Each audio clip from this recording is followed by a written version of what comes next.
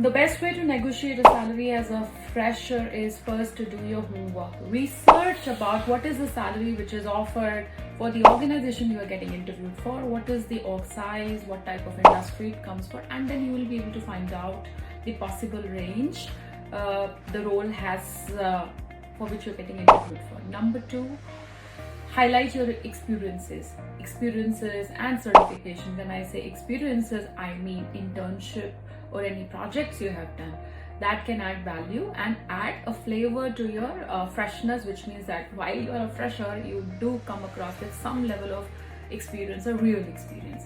Third is be realistic. When I say be realistic, it means that be open for a discussion and listen what organization has to offer as per their budget, and frame a win-win. And you can also, when asked a question about what is your expected salary, while you can frame an answer, a balanced one, you can also mention about your research you have done.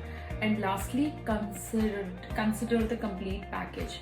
A lot of organizations provide perks and benefits in terms of sponsoring education programs or other benefits. Do consider the overall package, and yeah, that's the best way to negotiate salary as a fresher. Drop me any feedback you have or any questions you would like to ask.